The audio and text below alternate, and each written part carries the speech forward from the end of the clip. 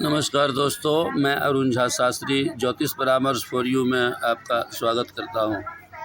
दोस्तों, आज का हमारा विषय है गंगा दशहरा, स्नान, दान और पूजा पाठ का महत्व। दशम्यां गंगा दशहरा शुक्लपक्षस्य दशमी ज्येष्ठे मासी द्विजोत्तमा हरते 10 पापानि तस्मात् दशहरा स्मृता। ज्येष्ठ मास के शुक्ल पक्ष दशमी तिथि में स्नान, दान, पूजा अर्चना करने से 10 पापों से मुक्ति होता है, इसलिए इसे गंगा दशहरा कहते हैं। गंगा महात्म्यम ब्रह्मांडे दृष्ट्वा तो हरते पापम स्पृष्ट्वा तो त्रिदिवम नयेत प्रसंगे नापि या गंगा मोक्षदा त्वगाहिता। यही पुण्यवाहिनी गंगा सकृद्भक्त्यावगाहिता तेषां कुलानां लक्षन्तु भवात् तारयते शिवा। अनेक जन्म संभूतं पापं पुंसां प्रणश्यति। गंगायाः स्मरण फलं गच्छन् तिष्ठन् स्वपन् ध्यायन् जाग्रद भुञ्जन् श्वसन् वदन् यः स्मरेत् सतं गंगां स वै मुच्यते बंधनात्। अर्थात गंगा जी के स्मरण का फल गंगा जी जाना, ठहरना, सोना, ध्यान करना, जागरण करना, श्वास लेना, गाथा गाना सभी प्रकार के बंधन से मुक्ति देते हैं।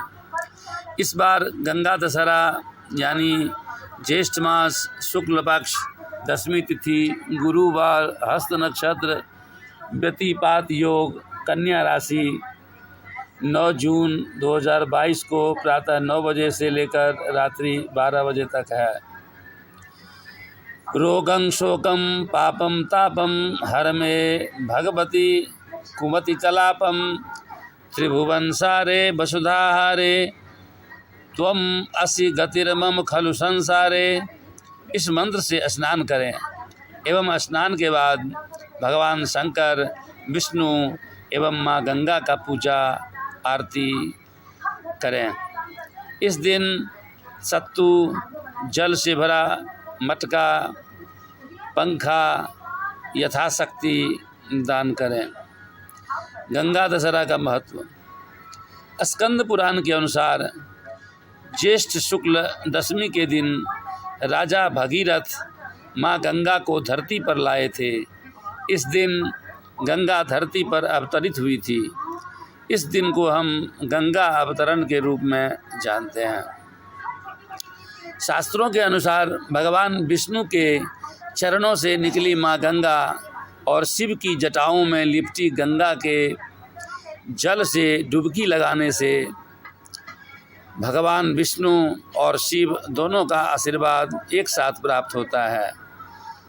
राजा भगीरथ के पूर्वजों को श्राप मिला था, जिसकी वजह से माँ गंगा को धरती पर लाने के लिए घोर तपस्या की और उनकी तपस्या से प्रसन्न होकर माँ गंगा ने उन्हें दर्शन दिए।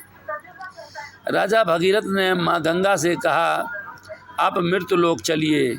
इस पर माँ गंगा ने कहा कि जिस समय मैं धरती पर गिरूं उस समय मेरे बेग को संभालने वाला हो। ऐसा न होने पर पृथ्वी को फोड़कर मैं रसातल चली जाऊंगी। इसके बाद भगीरथ ने भगवान शिव की तपस्या की। भगवान शिव प्रसन्न होकर माँ गंगा को जटाओं में रोक कर रखने के लिए तैयार हो गए। गंगा को अपनी जटा में रोककर एक जटा को पृथ्वी पर छोड़ दिए। इस प्रकार गंगा की जल से भगीरथ अपने पूर्वजों को श्राप से मुक्ति दिलाने में सफल हो गए। पृथ्वी पर आने से पहले माँ गंगा भगवान ब्रह्मा के कमंडल में रहती थी।